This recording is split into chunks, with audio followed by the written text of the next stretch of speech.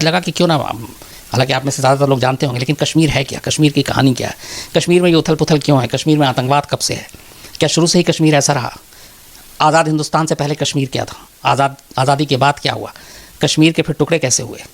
तो मुझे लगा कि ये सारी चीज़ें मैं आपके साथ शेयर करूं और आज कश्मीर की ही कहानी सुनाऊं। करीब 700 साल पुरानी बात है, मतलब 1300 की बात होगी ये। एक शमशुद्दीन शाह मीर कहते हैं कि इन्होंने कश्मीर की खोज की और ये कश्मीर के हुक्मरान थे शमशुद्दीन शाह मीर। और एक खूबसूरत वादी उसकी तलाश हुई, उसके बाद वहाँ पे मीर की जो पूरी वंश थी फिर वो आगे चली। इस बीच में कई राजा आए, नवाब आए, उन्होंने धीरे धीरे कश्मीर को संवारा, सजाया और चिनार गुलदार की खुशबू जिसके लिए कश्मीर मशहूर है अपनी खूबसूरती के लिए, और धीरे धीरे कश्मीर बनता गया और एक वक्त आया जब इसको ज़मीन के जन्नत का भी नाम दिया गया कि अगर फिरदौस बर्रुए ज़मीस्त अमीस्त अमीस्त अमीस्त, मतलब ये फ़ारसी है लेकिन ये कि अगर दुनिया में कहीं जन्नत है तो यही है, यही है, यही है, तो ये कश्मीरी है। तो कश्मीर में सब कुछ ठीक ठाक चल रहा था। उसके बाद आज़ादी से पहले कश्मीर के ऊपर तब कुछ लड़ाई नहीं थी, कोई ऐसी चीज़ नहीं थी। और उस वक्त वहाँ पे राजा हरि सिंह की हुकूमत थी। राजा हरि सिंह जो है इसके कश्मीर के राजा थे और उन्हीं के उसमें कश्मीर फल फूल रहा था, सब कुछ ठीक ठाक चल रहा था। और इस रियासत पर जो एक्चुअली जो इनका वंश था, इसको कहते हैं डोगरा राजपूत वंश, जो राजा हरि सिंह के थे। तो डोगरा राजपूत वंश के का शासन था और राजा हरि सिंह इसके राजा हुआ करते थे। और राजा हरि सिंह जब यहाँ पे थे तो उस वक्त जो कश्मीर, असली जो कश्मीर उस वक्त, चूँकि उस वक्त तक टुकड़ा नहीं हुआ था, इंडिया और पाकिस्तान भी नहीं हुआ था, तो जो कश्मीर की सीमा थी, जो बॉर्डर था, वो 3 बड़े इंपॉर्टेंट बॉर्डर से टच करता था, एक रूस, एक चीन और एक अफ़गानिस्तान। तो इस हिसाब से भी चूँकि बॉर्डर आप टच कर रहे हैं तो इस हिसाब से इसकी अहमियत बहुत बढ़ जाती थी आपकी सिक्योरिटी की वजह से, आपकी बाकी चीज़ों को लेकर। तो उस वक्त कश्मीर इन बॉर्डर को टच करता था, चीन को, रूस को और अफ़गानिस्तान को।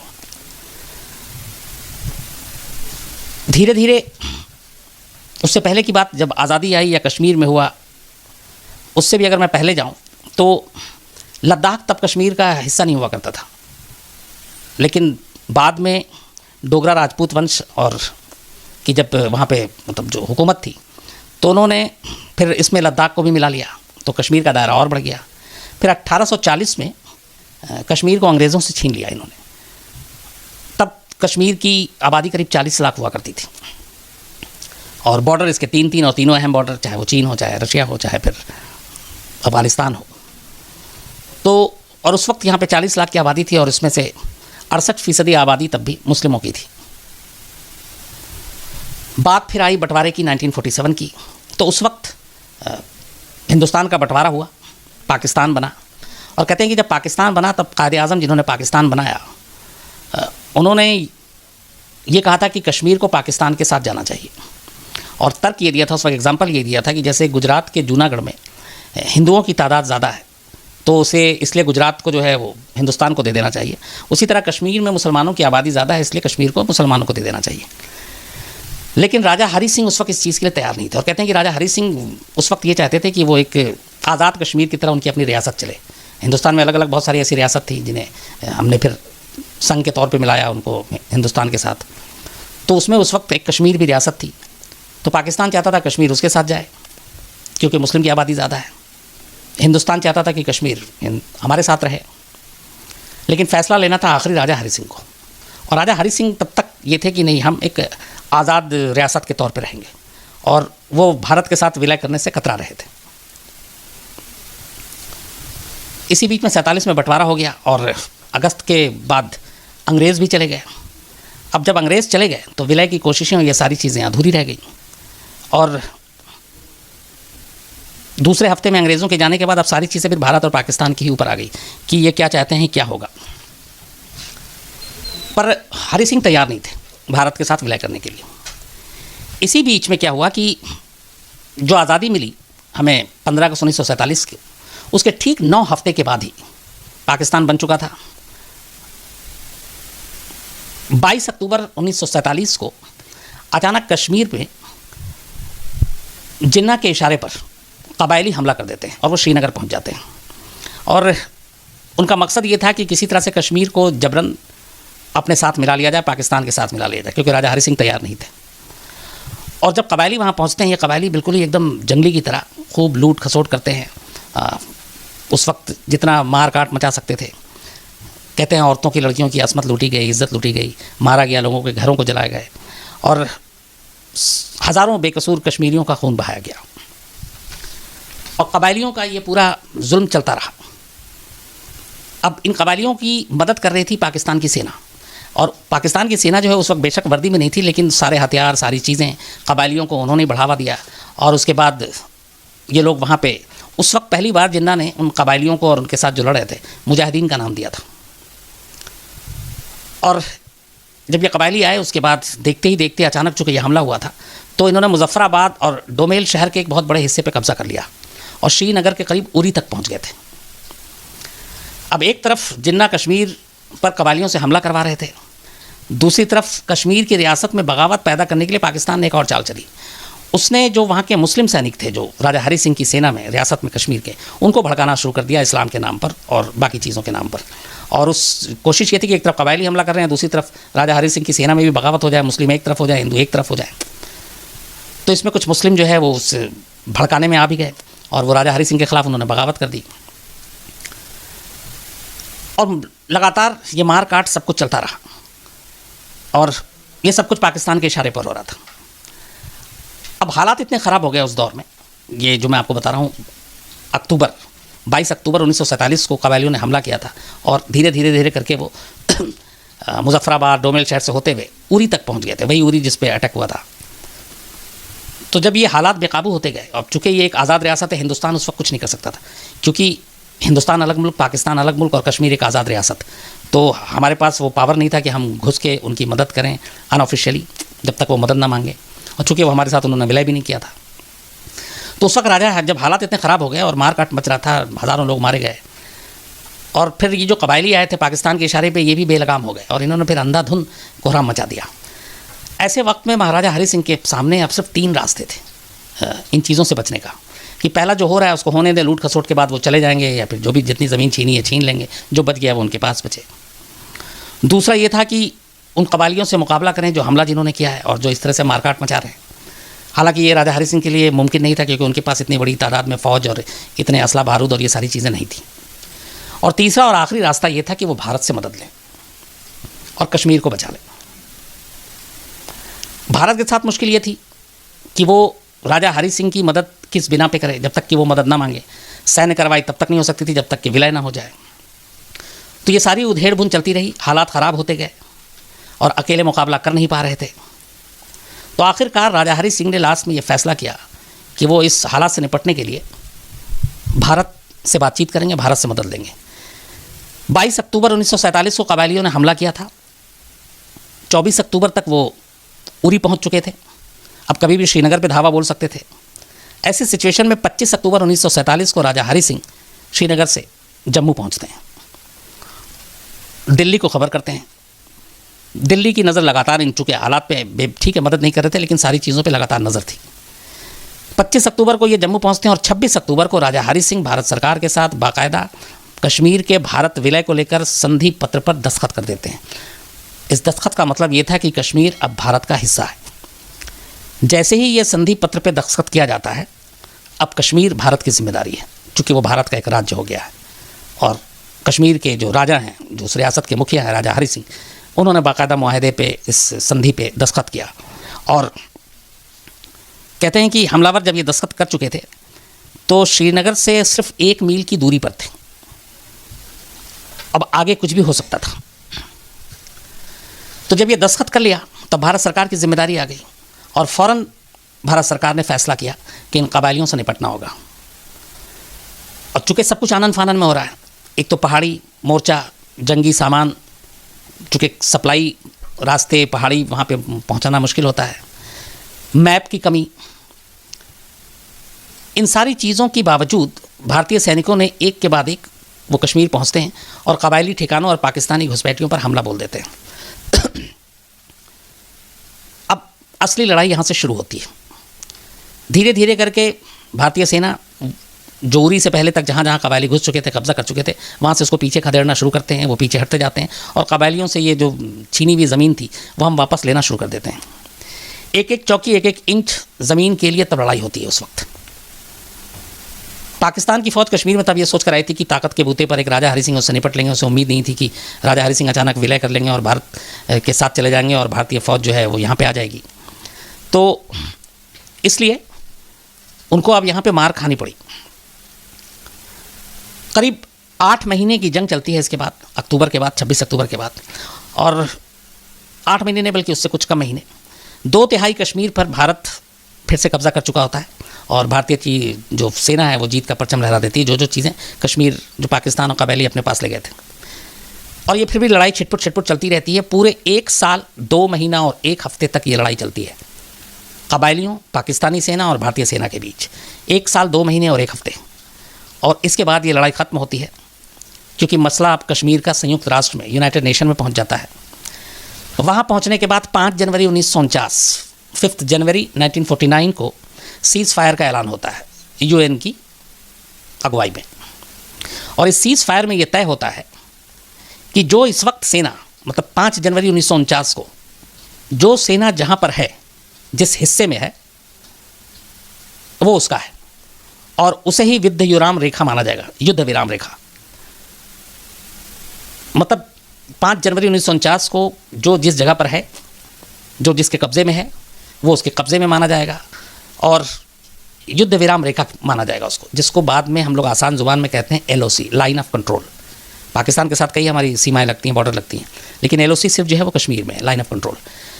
तो ये यूएन की वजह से फिर ये हुआ कि जो जहाँ पे हैं, और जब युद्ध विराम जब हुआ तो वो LOC कहलाएगा, लाइन ऑफ कंट्रोल कहलाएगा। इस तरह जब ये चीज़ें हो गई, हालांकि इस पर कई बहस होती है 5 जनवरी 1949 को कि अगर हम ना करते तो शायद जो पाकिस्तान के पास कश्मीर है वो भी हमारे हिस्से में होता, थोड़े दिन और हम लड़ते, लेकिन उस वक्त के हालात कुछ और थे। नई नई आज़ादी मिली थी, हमारे पास सारे असलहे से लेके बाकी चीज़ों की पूरी तैयारी नहीं थी, और हुकूमत करना, शासन चलाना, सेना, ये सारी चीज़ें, इन सब में हम नए थे, तो शायद और भी कुछ अड़चनें थी। लेकिन खैर 1 साल 2 महीना 1 हफ्ता और 3 दिन के बाद जब ये जंग रुकी और यूएन के साथ समझौता हुआ, लाइन ऑफ कंट्रोल खींची, तो कश्मीर का कुछ हिस्सा पाकिस्तान में चला गया, जिसे आज हम लोग पाकिस्तान अधिकृत कश्मीर कहते हैं, पाक ऑक्युपाइड कश्मीर। और उसमें जो है गिलगिट, मीरपुर, मुजफ्फराबाद, बाल्टिस्तान शामिल है। जब कबायलियों ने हमला किया था तो ये गिलगिट और बाल्टिस्तान जो है ये हमारे पास था, मतलब राजा हरि सिंह के पास था। ये 2 चीज़ हम लोग नहीं ले पाए और इस तरीके से फिर कश्मीर के टुकड़े हो गए। जो हमारे हिस्से में आया वो हमारे हिस्से में आया, बाकी जो उस वक्त जो सिचुएशन था उस दिन का, तो पाक अधिकृत कश्मीर पाकिस्तान के हिस्से में चला गया। अब ये लड़ाई ख़त्म हो गई। इसके बाद हिंदुस्तान के साथ कश्मीर का विलय हो गया, हम मिल गए, सब कुछ हो गया। लेकिन पाकिस्तान ने तब भी, उसके बाद भी कश्मीर को चैन से कभी रहने नहीं दिया, क्योंकि उसके मन में ये था कि कश्मीर को हमें पूरा लेना है।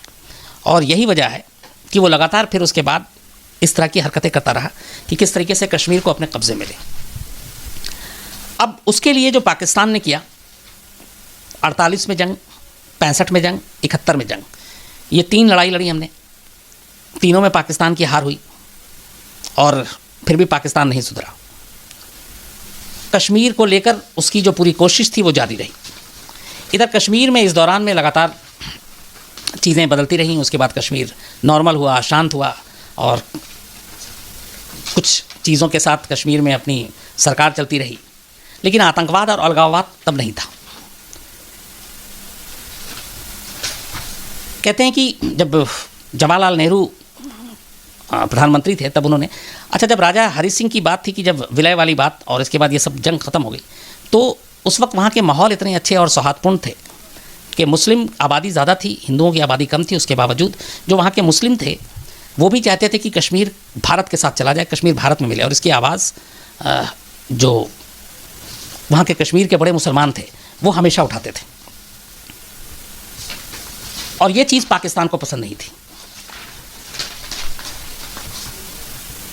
पाकिस्तान की तमाम हरकतों के बाद, 3 जंग हारने के बाद, कश्मीर फिर भी नॉर्मल रहा। और करीब 40 साल तक, मतलब ये 47 में सब कुछ हुआ, 3 जंगें हुई, लेकिन उसके बाद भी कश्मीर में ऐसा कुछ नहीं हुआ कि कोई वहाँ आतंकवादी और टेररिज्म सब कुछ हो। सब कुछ ठीक ठाक चलता रहा। धीरे धीरे वहाँ चुनाव हुए, सरकारें आई, कश्मीर डेवलप हुआ, सब कुछ हुआ। लेकिन 1987 में कश्मीर पहली बार अलगाववाद और आतंकवाद की तरफ गया था। हालांकि बहुत से लोग ये कहते हैं कि कश्मीर के आतंक और अलगाववाद की जो बुनियाद पड़ी थी वो पड़ी थी जब जम्मू कश्मीर लिबरेशन फ्रंट, जिसको अब JKLF हम लोग कहते हैं, जब इसका गठन हुआ था 1977 में, अमानुल्लाह खान ने JKLF का गठन किया था। और एक नाम याद होगा आप लोगों को, मकबूल भट्ट। इसकी जो स्थापना की गई थी वो इंग्लैंड में की गई थी, और भट्ट जो है इसके साथ जुड़ा हुआ था, मकबूल भट्ट। और इस JKLF का मेन जो मकसद था 1977 वो ये कि आज़ाद कश्मीर, जो 47 में हालत थी कि कश्मीर किधर जाए, राजा हरि सिंह ने समझौता कर लिया, ये वापस फिर से पहली बार इसकी सुबुगाहट 77 में उठती है, और इसके लिए JKLF का गठन होता है। और मकबूल भट्ट इस आज़ाद कश्मीर की मांग को लेकर पहली बार एक टेरर की कार्रवाई करता है, और वो 1971 में इंडियन एयरलाइंस का एक प्लेन हाईजैक करता है और भारत पे दबाव बनाता है। लेकिन इस हाईजैकिंग के बाद भारत के दबाव के चलते पाकिस्तान जो है मकबूल भट्ट को गिरफ्तार कर लेती है, लेकिन गिरफ्तारी के बाद 2 साल के बाद ही उसे छोड़ भी दिया जाता है। वो वापस कश्मीर आता है, लेकिन कश्मीर आते ही श्रीनगर पुलिस उसको पकड़ लेती है एक इन्फॉर्मेशन की बिना पर, फिर उस पर मुकदमा चलता है। इधर वो जब जेल में था तब उसकी, मकबूल भट्ट की रिहाई के लिए JKLF एक इंग्लैंड में बर्मिंघम में हमारे एक एम्बेसडर थे रविंद्र महात्रे, उनको किडनैप कर लेती है और उनकी रिहाई के बदले में वो मकबूल भट्ट की रिहाई की डिमांड करती है, लेकिन सरकार मानती नहीं है और इसलिए बाद में रविंद्र महात्रे को मार दिया जाता है। रविंद्र महात्रे की मौत के बाद जाहिर सी बात है भारत सरकार इसका बदला लेने के लिए और एक मैसेज देने के लिए फिर मकबूल भट्ट के ख़िलाफ़ कार्रवाई में तेज़ी आती है मुकदमे में। और 11 फरवरी 1984 को 11 फेब 1984 को मकबूल भट्ट को तिहाड़ जेल में फांसी दे दी जाती है। कहते हैं कि 84 में जब मकबूल भट्ट को फांसी दी गई तो अभी तक JKLF का जो गठन हुआ था, चूँकि लंदन में हुआ, इंग्लैंड में हुआ, तो वो सारी चीज़ें बाहर थी। कश्मीर के अंदर आम कश्मीरियों को लेकर कोई इतना इन्वॉल्वमेंट नहीं था और ये लगा था कि ये मामला इस तरीके से ख़त्म हो जाएगा। लेकिन 84 में मकबूल भट्ट की फांसी के बाद पहली बार कश्मीर घाटी में सुबुगाहट आती है और धीरे धीरे फिर ये आवाज़ें उठती हैं, लेकिन अगले 3 साल तक फिर भी सब कुछ नॉर्मल और शांत रहता है। इसी बीच में 1987 में कश्मीर विधानसभा का चुनाव होता है और उस चुनाव में कुछ बड़े नेता हार जाते हैं। जो नेता हारते हैं वो इल्ज़ाम लगाते हैं कि चुनाव में धांधली हुई थी। तब जो मुख्यमंत्री थे वो फारूक अब्दुल्ला थे। तो ये इल्ज़ाम लगाते हुए कि चुनाव में धांधली हुई, जानबूझकर धांधली हुई है, ये जो हारे हुए नेता थे पहली बार ये हथियार उठा लेते हैं। हथियार उठाने के बाद अब इनको फिर पाकिस्तान जो है वो सपोर्ट करना शुरू कर देता है और यहीं से अलगाववाद और आतंकवाद पहली बार 1987 में कायदे से कश्मीर में शुरू हुआ। बहुत सारे लोग बेगुनाहों को उस वक्त मारा जाता है, कश्मीर की फिर आज़ादी का नारा बुलंद होता है और इसी दौरान में हालात और ख़राब होते हैं जब 1990 में अचानक कश्मीर घाटी में और कुछ जगह पे पर्ची बांटे जाते हैं और अब पाकिस्तानी जो सेना है और बाकी है वो आतंकवादियों को ब्रेन वॉश करती है, मुजाहिदीन बनाती है और भेजती है। और जब वो कहा जाता है कि कश्मीर घाटी से तमाम जो हिंदू हैं वो कश्मीर को छोड़ दें वरना उन सबको मार दिया जाएगा, उनको 90 दिन का वक्त दिया जाता है। उसके बाद बहुत सारे हिंदुओं को मारा जाता है, इज़्ज़तें लूटी जाती हैं, घर, पैसे, ये सारी चीज़ें लूट ली जाती हैं। तो इसके बाद हालात ख़राब होते हैं, फिर वहाँ पे राष्ट्रपति शासन लगा दिया जाता है जो कि 1996 तक लगा रहता है। अब कश्मीर में पूरे जो हालात ये जो हुए एक्चुअली इसके पीछे में कि फिर अलगाववाद और ये सारी चीज़ें कहाँ से आई और शुरुआत 1987 में चूँकि चुनाव में जो हारे उन्होंने इल्ज़ाम लगाया, लेकिन कहते हैं कि इसके पीछे की असली कहानी ये थी कि पाकिस्तान 3 जंग हिंदुस्तान से हार चुका था, 48 हो, 65 हो, 71 हो, करगिल भी लास्ट जो अगर हम जोड़े, तो पाकिस्तान को ये लग गया था कि सीधी लड़ाई में हिंदुस्तान से जीतना उसके लिए नामुमकिन है। तो जब सीधी लड़ाई में जीत नहीं सकते तो कश्मीर कैसे हाथे आए। तो पाकिस्तान ने फिर पहली बार कहते हैं कि ये मकबूल भट्ट की फांसी के बाद एक नई चाल चली। उसने कहा अपनी फ़ौज और भारतीय फ़ौज के आमने सामने की लड़ाई की बजाय कश्मीर में जहर बोया जाए, कश्मीरी लोगों को भड़काया जाए और अपने यहाँ से मिलिटेंट और जो इस तरह के ग्रुप हैं उनको तैयार किया जाए और उनसे कश्मीर में उथल पुथल करवाया जाए ताकि कश्मीर के आम लोगों को अपने साथ जोड़ा जाए और कश्मीर में ऐसे हालात पैदा कर दिए जाए कि उसके नाम पे हम इंटरनेशनल पे जाके देखो कश्मीर में जुल्म हो रहा है, ये सारी चीज़ें हो रही हैं, तो कश्मीर को या तो अलग कर ले या अपने साथ करा लें। तो 3 जंग हारने के बाद पाकिस्तान ने सीधी लड़ाई तो लड़ी नहीं, उसने पैतरा ये अपना लिया कि फिर उसने आतंकवाद के ज़रिए कश्मीर में उथल पुथल करना शुरू कर दिया, और इसके लिए उसने फिर आतंकवादियों को घाटी भेजना शुरू किया, और ये सिलसिला आज 2019 तक जारी है। पाकिस्तान की कोशिश यही है कि अब वो ऐसे लोगों के ज़रिए कश्मीरी लोगों को, जो लोकल लोग हैं, उनका ब्रेन वॉश कर, जो उसके आतंकवादी संगठन हैं उनको तैयार कर, अपने फ़ौज, अपनी खुफिया एजेंसी ISI, ये सारी मदद उनकी तरफ से मिलती है। इन लोगों को घाटी में भेजा जाता है और इनको जो है तैयार किया जाता है कि तुम जाकर कश्मीर में उथल पुथल करो, और वहाँ पे हालात जो है कभी अमन का ना हो, सुकून का ना हो, तुम ऐसे काम करो। तो कायदे से देखें तो 40 साल तक कश्मीर में कोई इशू नहीं रहा। 1947 25 अक्टूबर जब हमारा संधि हुआ, जब कश्मीर भारत के साथ विलय हुआ, 1947 से लेकर 87 तक, 87 में जब इस चुनाव के नाम पे विधानसभा के धांधली हुई और कुछ नेताओं ने हथियार उठाए, उसका पाकिस्तान ने उनकी मदद की, और फिर पाकिस्तान ने अपनी आर्मी या आमने सामने की लड़ाई लड़ने की बजाय वो कश्मीर में आतंकवादियों की आड़ में खूनी खेल खेल रहा है, और लगातार खेल रहा है। और यही वजह है कि चाहे वो जैश मोहम्मद हो, हिजबुल मुजाहिदीन हो, चाहे वो लश्कर तैयबा हो, इन सारे ऑर्गेनाइजेशन का, इन सारे आतंकवादी संगठनों का जो गठन है, जो इनका जन्म हुआ है, वो कश्मीर के नाम पर ही हुआ है, और ये सब कश्मीर के नाम पे ही लड़ रहे हैं। और इन सब की कोशिश एक ही है कि कश्मीर में कभी शांति ना हो, और इसी तरह उथल पुथल करके वो अपना फ़ायदा उठाएं। और ये सिलसिला आज 2019 में भी जारी है। तो ये थी पूरी कहानी कश्मीर के जन्म से लेकर कश्मीर के उथल पुथल तक, और इसमें बहुत सारे, जाहिर सी बात है कि अलग अलग फेजेज़ आए, और कहते हैं कि इतने सालों में, करीब पिछले 30 सालों में 5000 से ज़्यादा हमारे जवान वहाँ पे शहीद हुए हैं, सिविलियंस की बहुत मौत हुई है, और इकनॉमी का बहुत नुकसान हुआ है। बीच में कुछ ऐसे दौर आए थे जब कश्मीर एक तरफ फिर से शांति की तरफ लौट रहा था, लेकिन पाकिस्तान कभी ये नहीं चाहता कि कश्मीर में जो है वो अमन हो, या कश्मीरी जो है वो हिंदुस्तान के साथ रहें। तो वो उनको बरगलाने की, उनको भड़काने की, उनको जिहाद के नाम पर, इस्लाम के नाम पर, आज़ादी के नाम पर भड़काता रहता है, और यही उसकी कोशिश है जो आज भी जारी है। वो कभी हमें उरी की शक्ल में, कभी पठानकोट की शक्ल में, कभी मुंबई अटैक की शक्ल में, कभी पुलवामा की शक्ल में हमेशा हमारे सामने आता रहता है, और इस तरह के हमले होते रहते हैं। तो ये थी कहानी। अब इससे जुड़ी हुई जो भी चीज़ें होंगी, और मैं आसिम से कहूँगा इसी से जुड़े हुए जो सवाल हों वो बताओ। सर, अर्नव हैं, वो बोल रहे हैं क्या कश्मीर का मुद्दा रेफरेंडम करवा के हल नहीं कर सकते हैं?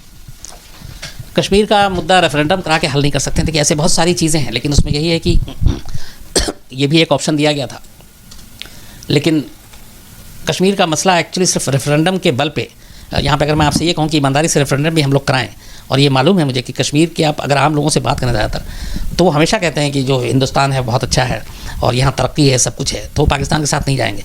लेकिन सवाल ये है कि पाकिस्तान इसमें फिर कुछ गड़बड़ करेगा, और पाकिस्तान जो वो नहीं चाहेगा कि ये सारी चीज़ें ईमानदारी से हो, तो ये फिर जो है वो मसला अटकेगा। सर, एक शानिया जी हैं, वो बोल रही हैं कि सर इंडिया और पाकिस्तान की जो आर्मी है वो क्या बात करके आपस में इसको नहीं सुलझा सकती है? देखिए, आर्मी बात करके सुलझा सकती तो आज 72 साल तो हो गए, अभी तक तो हुआ नहीं है। 3 जंग लड़ी जा चुकी है, करगिल अलग हुआ है, खून खराबा अलग चलता रहता है। तो बातचीत करके उस मसले को सुलझाया जा सकता है जिसके सुलझाने की आपकी नीयत हो। पाकिस्तान की नीयत कभी भी नहीं है कि कश्मीर मसले को सुलझाए, क्योंकि पाकिस्तान सिंपल से एक लाइन है उसका कि वो कश्मीर से अपने आप को अलग करता ही नहीं है। तो फिर आप क्या बातचीत करेंगे? जाहिर सी बात, आप कहेंगे कि ये कश्मीर हमें दे दें, तो हम तो दे नहीं सकते, क्योंकि और ये कानूनी तौर पे भी आप जाएँ, राजा हरि सिंह जो कश्मीर रियासत के राजा थे, जिनके डोगरा राजपूत वंश से वो आते हैं, और कई 100 साल से उनका वंश वहाँ पे राज कर रहा था, अगर वो भारत के साथ विलय कर जाते हैं और हुआ है, तो फिर किस बलबूते पे इस चीज़ों से हम पीछे हट सकते हैं? सर, गौतम पुंज है, हाँ, वो बोला ये लोग कैसे बॉर्डर क्रॉस करते हैं इजीली, और हमारे इंटेलिजेंस को कैसे पता चलता है कितने लोगों ने बॉर्डर क्रॉस किया है? अगर इतना पता चल जाता तो वो उन्हें उस टाइम पे क्यों नहीं? देखिए गौरव साहब, ये बड़ा जो है ना, हम लोगों को यहाँ बैठ कर के लगता है कि बॉर्डर कैसे पार कर जाते हैं, सीमा का, ये मेरे मन में बहुत सवाल आता है। तो मैं कई बार कश्मीर गया, मैं उस सरहद पर भी गया, जो LOC है वो भी देखा, और सब कुछ देखा।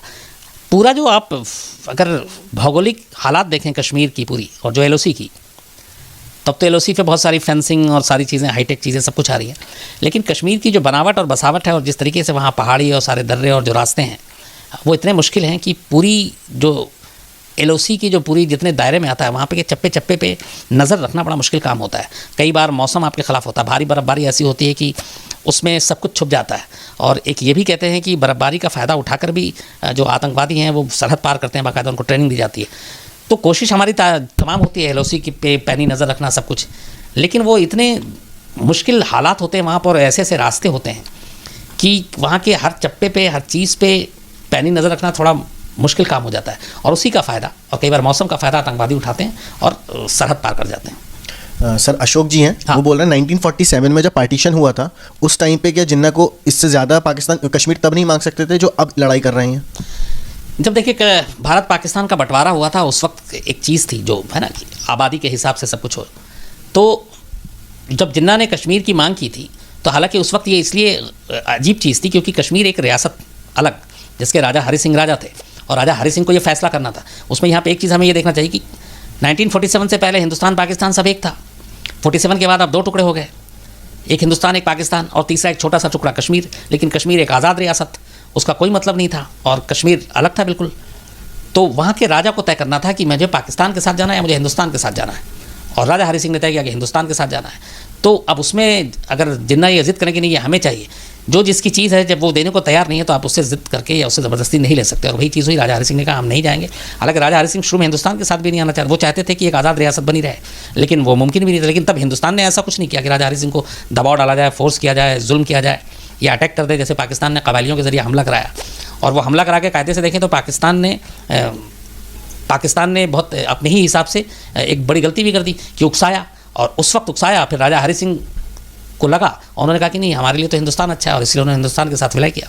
सर राजीव शर्मा जी बोल रहे हैं कि इन आतंकवादियों को फंडिंग कौन करता है, क्योंकि पाकिस्तान के पास तो खुद खाने के लाले पड़े हुए हैं, वो आतंकवादियों को कैसे पैसे दे सकते हैं? देखिए ऐसा नहीं है कि पाकिस्तान के पास, ये हम लोग जो बताते हैं पाकिस्तान के खाने के लाले पड़े हुए सब कुछ चीज़ है। पाकिस्तान की आर्मी का बजट उठाइए, पाकिस्तान के डिफेंस का खर्च उठाइए, आज भी उतना ही है, बल्कि हर साल बढ़ता ही जाता है। तो पाकिस्तान के पास पैसे हैं, लेकिन वही है कि वो बम के लिए हैं, सेना के लिए हैं, आतंकवादियों के लिए हैं, उनको कश्मीर भेजने के लिए हैं, फंडिंग करने के लिए हैं। तो ये सारी चीज़ें हैं। हाँ, लोगों को रोज़गार देने के लिए नहीं है, डैम बनाने के लिए नहीं है, सड़क के लिए नहीं है, बिजली के लिए नहीं है, पानी के लिए नहीं है।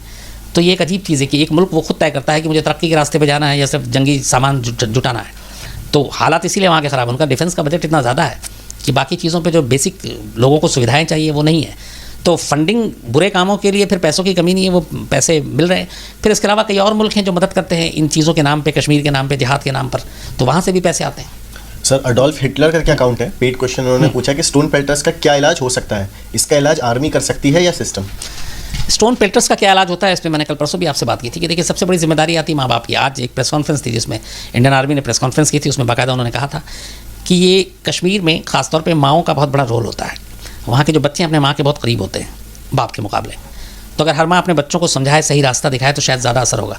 तो आज आर्मी ने जो प्रेस कॉन्फ्रेंस की थी उसमें बाकायदा कश्मीर की हर माँ से अपील की गई थी कि वो अगर उनके कोई बच्चे भटक गए हैं तो उनको वापस घर बुलाएं, अगर उन्होंने हथियार उठा लिए हैं तो उनसे हथियार रखकर वापस मेन स्ट्रीम में लाएं, बल्कि सेना में भी भर्ती कर सकते हैं, और भी बहुत सारी स्कीम है। लेकिन अगर वो ऐसा नहीं करते हैं और हथियार हाथ में है उनके, तो फिर सेना के पास मजबूरी है, उनको मारने के अलावा उनके पास कोई रास्ता नहीं है। तो ये अपील भी है, कोशिश भी है कि भटके हुए, ऐसे बहुत सारे लोग भटके हुए लौटे हैं। आपको याद होगा अभी हाल में ही एक जो ये 26 जनवरी परेड के दौरान एक को बाकायदा वीरता और वीर चक्र भी मिला था, जो एक कश्मीरी एक टेररिस्ट आतंकवादी बाद में सब कुछ छोड़कर उन्होंने सेना ज्वाइन किया, फिर शहीद हुए। तो ऐसी मिसालें भी हैं। तो वही है कि कश्मीर के माँ बाप का ज़्यादा फ़र्ज़ है कि वो अपने बच्चों को इस तरह की चीज़ें से दूर रखें, उन्हें समझाएं और उन्हें मेन स्ट्रीम में लाने की कोशिश करें। सर जायेश गढ़वी जी हैं, वो बोल रहे हैं सर इमरान खान की आज जो प्रेस कॉन्फ्रेंस हुई थी उसके ऊपर आपको क्या कहना है? मैंने गढ़वी साहब शुरू में ही बोला था इमरान खान की प्रेस कॉन्फ्रेंस में, उन्होंने ये कहा था कि अगर मुझे सबूत दिया जाए तो मैं कार्रवाई करूँगा। बड़ा एक सिंपल सा इसका ये है कि उनका ये था कि जो पुलवामा में अटैक हुआ, वो जो आदिल अहमद डार था वो लोकल कश्मीरी पुलवामा का रहने वाला है, तो वो हिंदुस्तानी है, तो हिंदुस्तान ने कि इसमें पाकिस्तान का रोल नहीं है। लेकिन अब यहीं पर एक सवाल पलट के मैं कहता हूँ कि डार ने जिस दिन ये किया पुलवामा में सब कुछ हुआ, उसके कुछ घंटे के बाद ही जैश मोहम्मद ने बाकायदा प्रेस रिलीज़ जारी करके क्लेम किया था कि ये पुलवामा अटैक हमारा है, हमारे आतंकवादी ने किया।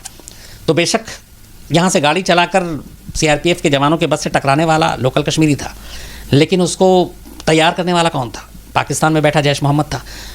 वो जो कामरान गाजी, जो मास्टरमाइंड, जो ID का एक्सपर्ट, वो पाकिस्तानी नेशनल है। तो डार को ट्रेनिंग किसने दी? ID और ये सारी चीज़ों की उसने दी। और जब वो कल ऑपरेशन में मारा गया कामरान, तो फिर इसकी भी जो पुष्टि है वो किसने की? तो जैश ने माना कि हाँ हमारा चीफ ऑपरेशन कमांडर मारा गया ऑपरेशन में। तो ये कहना कि ये सिर्फ एक डार के नाम पे, आप सवाल ये कि डार तो एक मोहरा था। असली जो डार को टेररिस्ट बनाया, उसका ब्रेन वॉश किया, उसके साथ उसके हाथ से ये काम कराया, वो पाकिस्तान में बैठे हुए आकाओं ने कराया। उन्होंने अपने भेजे हुए कमांडर के ज़रिए ये सारी चीज़ें कराई। तो आप जैश मोहम्मद के इस क्लेम को नज़रअंदाज कैसे कर सकते हैं कि पुलवामा अटैक हमारा काम है, और जबकि वो आपके बहावलपुर में पाकिस्तान में बैठा हुआ है? तो ये चीज़ें फिर जस्टिफाई नहीं होती हैं। आपको कायदे से अच्छा ये भी पता है कि मसूद अज़हर हो, हाफिज़ सईद हो, सैयद सलाउद्दीन हो, दाऊद इब्राहिम हो, ये लोग अच्छे लोग नहीं हैं, शरीफ लोग नहीं हैं, ग्लोबली टेररिस्ट डिक्लेयर हैं, किसी के ऊपर $10 मिलियन का इनाम है। तो ऐसे लोगों को तो अगर आपके सामने तो उठा के कम से कम इतना तो कर सकते हैं अपना चेहरा छुपाने के लिए कि इन लोगों को जेल में ही डाल दीजिए। लेकिन ये खुलेआम घूमते हैं, रैलियाँ करते हैं, चुनाव में प्रचार करते हैं। तो फिर आपके इस बयान का कोई मतलब नहीं है। ये सिर्फ ये है कि शायद पाकिस्तानी फ़ौज या ISI के दबाव में ऐसे बयान दिए गए, वरना मुंबई अटैक के भी सारे डोजियर से लेके कसाब का स्टेटमेंट तक है, और कसाब कहाँ का है, किस जगह का है, किस गांव का, उसके माँ बाप कौन है, ये दुनिया को बताने की ज़रूरत नहीं, इसके सारे प्रूफ दिए जा चुके हैं। तो जब सारे इतने पुख्ता सबूत हैं, तो आज तक कसाब के बाद हाफिज़ सईद का क्या किया? कुछ नहीं किया। हाफिज़ सईद ने तो बल्कि उल्टे पाकिस्तान में आम चुनाव ही लड़ लिया था। तो इतने सारे पुख्ता सबूत देने के बाद भी कार्रवाई हुई नहीं, तो मुझे लगता है कि अब और सबूत देने के बाद भी होगा क्या? और आपको सबूत की ज़रूरत नहीं है, क्योंकि आपके मुल्क से ही बैठा हुआ एक शख्स प्रेस रिलीज़ जारी करके कह रहा है कि पुलवामा में जो कुछ हुआ वो जैश मोहम्मद ने किया, और बड़े गर्व से कह रहा है। तो इतना ही काफ़ी, आपको फ़ौरन उसको उठा के अंदर कर देना चाहिए। सर मुल्तान जी हैं, वो बोल रहे हैं कि UN में सर जब हिंदुस्तान पाक के आतंकवादियों को बैन करने के लिए करता है तो चाइना अपना दोहरा मापदंड दिखाता है। वैसे वो भारत का दोस्त बनता है लेकिन पीठ पीछे ऐसा करता है, इस पर आपको क्या कहना? वैसे भारत का दोस्त बनता है चाइना, ये मैं थोड़ा सा एग्री नहीं हूँ, इसलिए कि चाइना का भी हमारा सच्चा और अच्छा दोस्त नहीं रहा। हाँ, बिज़नेस करना उसको मालूम है, इंडिया बहुत बड़ा मार्केट है, मिडिल क्लास यहाँ पे सबसे ज़्यादा है जो शॉपिंग करते हैं, ख़रीदारी करते हैं, और चाइना के लिए एक बड़ा बाज़ार है भारत। तो वो आर्थिक तौर पर, इकोनॉमिकली वो नहीं चाहता भारत को खोना, तो बीच बीच में वो अपना कुछ दिखाता है। लेकिन वो हमारा शुरू से कभी अच्छा और सच्चा दोस्त नहीं रहा, जैसे रशिया रहा है। तो और उसका पाकिस्तान के साथ ज़्यादा उसकी नज़दीकी रही है। तो जब भी ऐसी चीज़ें होती हैं, इसी मसूद अज़हर को लेके जब भी हमने कहा कि उसको ग्लोबल टेररिस्ट और इसमें शामिल करें, तो चाइना जो है वो हमेशा पीछे हट जाता है और कभी सपोर्ट नहीं करता हमारी इन चीज़ों का। हालांकि आज फ्रांस ने कहा है कि वो इसको मसूद अज़हर के ख़िलाफ़ बाकायदा वो रेजोल्यूशन लाएंगे, और शायद UN और कहाँ जाएंगे वो। सर दीपिका तोमर जी हैं, वो बोल रही हैं कि सर कश्मीर के मुसलमान बहक क्यों जाते हैं, क्योंकि कल जो आपने एक इस्लाम की परिभाषा बताई थी उसके हिसाब से उन्हें समझ में क्यों नहीं आता है? ये बड़ा मुश्किल है इस सवाल का मेरे लिए जवाब देना कि कश्मीर के मुसलमान बहक क्यों जाते हैं। क्योंकि ऐसा भी नहीं है। कश्मीर में मैंने एक चीज़ देखी है, मैं बहुत घूमा हूँ कश्मीर में लिटरेसी रेट बहुत अच्छी है। वहाँ पे लोग ज़्यादातर मतलब बहुत कम हैं जो शायद ना पढ़े लिखे हों, सब पढ़े लिखे हैं और अच्छी अंग्रेज़ी बोलने वाले लोग हैं, और एजुकेशन वहाँ मेन है। मतलब गरीब हों लेकिन उनको स्कूल ज़रूर भेजते हैं, फैसिलिटी भी है स्कूल कॉलेज की। तो ऐसे पढ़े लिखे लोगों को अगर कोई इस तरह से ब्रेन वॉश करता है, भड़काता है, वर्गलाता है, और वो इतनी जल्दी उसकी बातों में आ जाते हैं, ये मुझे समझ में नहीं आता कि ऐसा क्यों होता है। जबकि जो मैंने कल बताया था वो फिर आज मैं वही कह रहा हूँ कि कश्मीर कायदे से उनका मुल्क है, और कश्मीर हिंदुस्तान में तो हिंदुस्तान उनका मुल्क है। तो फिर वो अपने मुल्क, अपने देश के ख़िलाफ़ कोई भी चीज़ कैसे कर सकते हैं, जबकि वो जिस इस्लाम से आते हैं, जिस मुसलमान अपने आप को कहते हैं, तो उसमें तो इस्लाम में ये है कि आप अपने मुल्क से उतनी मोहब्बत करो जितनी आप अपनी आत्मा या रूह से करते हो। तो फिर आप उसके साथ धोखा कैसे कर सकते हैं? तो ये चीज़ें मुझे समझ नहीं आती कि इतनी आसानी से कैसे ब्रेन वॉश हो जाता है। और यही चीज़ मैं चूँकि कई बार ये सुना हूँ, देखा हूँ, बल्कि अफजल गुरु का जब मैं इंटरव्यू करा था तब अफजल गुरु ने यही कहा था कि मेरा तब ब्रेन वॉश किया गया था मुझे इस्लाम और इसके नाम पे। और अफजल गुरु BSc मतलब और अच्छा स्टूडेंट, और BSc की डिग्री थी अफजल गुरु के पास। तो आप सोचिए कि पढ़ा लिखा इतना शख्स, लेकिन वो भी उनके बहकावे में आ गया। और मुझे समझ से परे की चीज़ है कि अचानक इतनी जल्दी क्यों बहक जाते हैं, ख़ासतौर पर इस्लाम और जिहाद के नाम पर। सर हरिओम चौबे हैं, ये बोल रहे हैं कि सर के ताली दो हाथ से बजती है। हो सकता है कि कश्मीरियों के साथ कुछ ऐसा होता हो जिसकी वजह से वो गुस्से में आके हथियार उठाते हो। इस पर आपको क्या लगता है? नहीं, बीच में देखिए कई ऐसी खबरें आती हैं। अब जैसे मैं कल का एक एग्जांपल देता हूँ कि एक एनकाउंटर चल रहा था, यही जो कामरान और वो, कि पुलवामा से 14 किलोमीटर दूर के घर में 3 आतंकवादियों के छुपे होने की खबर है, जिसमें 2 पाकिस्तानी हैं। वहाँ पर सेना, आपकी Jammu Kashmir police, CRPF, SOG, इन सब का कंबाइंड ऑपरेशन चलता है। और इसी बीच में कुछ नौजवान आ जाते हैं और सेना का रास्ता रोकते हैं, पथराव शुरू कर देते हैं। अब इस ऑपरेशन में एक सिविलियन की भी मौत होती है। तो कई बार जब ऐसे हालात होते हैं तो उसमें कुछ सिविलियन की भी मौत होती है और नुकसान होता है। कई ऐसे खबरें भी आती हैं कि हाँ सिविलियन को कुछ टॉर्चर किया गया। मैं इसको बिल्कुल इनकार नहीं करूँगा कि ऐसा नहीं है कि कभी ऐसा नहीं हुआ कि कश्मीरियों के साथ टॉर्चर नहीं किया गया या उनके ऊपर जुल्म नहीं ढाया गया। लेकिन ऐसे कितने इंसिडेंट, इसका ये मतलब, अच्छा चलिए आपको इससे वहाँ से बाहर निकलता हूँ। आप मुझे हिंदुस्तान के एक शहर का नाम बताइए, दिल्ली, मुंबई, कोलकाता, कहीं भी। हमेशा हम लोग कहते हैं पुलिस ने बड़ी ज़्यादती कर दी, पुलिस ने उसको गलत उठा लिया, पुलिस ने उसके ऊपर झूठा केस लगा दिया है। कितने लोगों को, मतलब मैं अकेला ही कम से कम ऐसे 400-500 इंसिडेंट इस देश के, और जो मेरे पास ये फ़ोन आते हैं कई सिफारिश के भी कि पुलिस ये जुल्म कर रही है, वो तो ये होता है और ये कहाँ नहीं होता है। तो जाहिर सी बात है जब पूरे देश में हो रहा है, लेकिन अगर दिल्ली में किसी के साथ हो रहा है, या मुंबई में हो रहा है, कोलकाता में हो रहा है, या पटना में हो रहा है, चेन्नई में हो रहा है, तो वो हथियार तो नहीं उठा लेते हैं। और इसका मतलब भी नहीं है कि आप हथियार उठाएं, कानून अपने हाथ में ले। जुल्म हो रहा है तो ठीक है, हम उसकी लड़ाई लड़ेंगे, हम उसके लिए सही प्लेटफॉर्म पे जाएंगे, हम अदालत जाएंगे, कोर्ट जाएंगे। नीचे वाला नहीं सुन रहा, ऊपर तक जाएंगे। जिनको हम चुन रहे हैं, जो हमारे एमएलए हैं, जो हमारे मिनिस्टर हैं, जो चीफ मिनिस्टर हैं, हम उन तक जाएंगे। वो नहीं सुन रहा तो दिल्ली में जो बैठे हुए होम मिनिस्टर हैं, प्राइम मिनिस्टर, हम उन तक जाएंगे। लेकिन ये हल नहीं है कि अगर एक दो जुल्म हुआ तो हम सीधे हथियार उठा लें, हम आतंकवादी बन जाएं। ऐसे तो फिर ना कोई देश रहेगा, ना समाज रहेगा, फिर तो जंगल राज होगा। तो मैं ये बिल्कुल नहीं कह रहा हूँ कि वहाँ पे ऐसे नहीं हुए होंगे, बिल्कुल हुए होंगे ऐसे इंसिडेंट, लेकिन उसका मतलब ये नहीं है कि आप अपने देश के खिलाफ खड़े हो जाएं, हथियार उठा लें, आतंकवादी बन जाए। तो इन चीज़ों से बचना चाहिए। और फोर्सेस और तमाम इनको भी कई बार बीच में बाकायदा इनको ब्रीफ किया जाता है कि ऐसे सिचुएशन में आपको आम सिविलियन से, आम आवाम से कैसे निपटना है उनको। और इसीलिए कई बार ज़्यादा नुकसान सेना को भी और वहाँ पे बाकी जो सिक्योरिटी फोर्सेस हैं उनको उठानी पड़ती है, क्योंकि कई ऐसे हालात होते हैं कि आप गोली नहीं चला सकते, आप पत्थर का जवाब नहीं दे सकते, क्योंकि उससे और माहौल बिगड़ेगा और लोगों में नफरत पैदा होगी। तो वो भी बहुत मुश्किल हालात में काम कर रहे हैं। और कई बार ये होता है कि फोर्सेस के हाथ से भी गलत चीज़ें हो जाती हैं। लेकिन मेरा वही कहना है कि इसके लिए हल फिर ये नहीं है कि आप हथियार उठा लें। कानून अपने हाथ में लेना कहीं से भी किसी भी तरह से हम जस्टिफाई नहीं कर सकते। सर अमन सिंह बोल रहे हैं कि सर अलगाववाद और हुर्रियत के बारे में थोड़ी सी जानकारी दे दीजिए। हुर्रियत के बारे में मैं थोड़ी सी आपको मैंने असल में जानबूझ के रोका हुआ है, क्योंकि ये जो पूरा पार्ट था इसको लेकर मैं हुर्रियत के बारे में और थोड़ी सी और इन डेप्थ आपको एक अलग से सुनाना चाहता हूँ। इसलिए मैं नहीं चाहता हूँ कि अभी कुछ बोलूँ और फिर वो बाद में बासी हो जाए। सर शम्सवी जी पूछ रही हैं कि गौरव सावंत सर बाकी रिपोर्टर्स ऐसे एनकाउंटर वाली जगह पे जाकर रिपोर्टिंग करते हैं, आप भी कई बार ऐसी जगह पे गए, क्या आप लोगों को डर नहीं है? ऐसा नहीं, हम भी इंसान है, डर लगता है हालात से, लेकिन जिम्मेदारी है। और दूसरा पेशा यही है, ऐसी जगहों पे जाना, काम करना। और चूँकि आजकल तो हालात ऐसे ख़राब होंगे कि अगर कहीं इस तरह के ऑपरेशन होते हैं, इनकाउंटर होता है, तो दो चीज़ें होती है। एक इनकाउंटर के वक्त खतरा होता है और एक इनकाउंटर जब खत्म हो जाता है तब भी खतरा होता है। क्योंकि इनकाउंटर जब खत्म हो जाता है तो आजकल ये भी है कि जब टेररिस्ट और इन तरह के लोगों को लगता है कि अब वो फंस गए हैं, अब रास्ता नहीं है भागने का, मरना ही है, तो फिर ये जो RDX हो या बाकी बॉम्ब और ये सारी चीज़ें वो इस तरह से रखते हैं कि फिर बाद में कोई तलाशी हो या इस तरह का टाइमर फिक्स कर देते हैं कि ऑपरेशन ख़त्म हो गया, उसके बाद वो ब्लास्ट हो जाए। तो कई बार स्पॉट पे जो कुछ होता है पहले और बाद में भी, कई घंटे बाद भी एक सेम स्पॉट पे धमाका हो गया और उस चक्कर में कई लोग मारे गए, आम लोग भी मारे गए। तो रिस्क होता है, लेकिन काम है। तो फिर वही वाली बात है कि जब आर्मी भी अपना काम कर रही है, पुलिस भी कर रही है, आप लोग भी अलग अलग फील्ड में अपना काम करते हैं, तो आपका फ़र्ज़ है, वैसे हम लोगों का फ़र्ज़ है कि जब जहाँ जैसे ज़रूरत होगी वहाँ जाना होगा, काम करना पड़ेगा। सर रितेश जी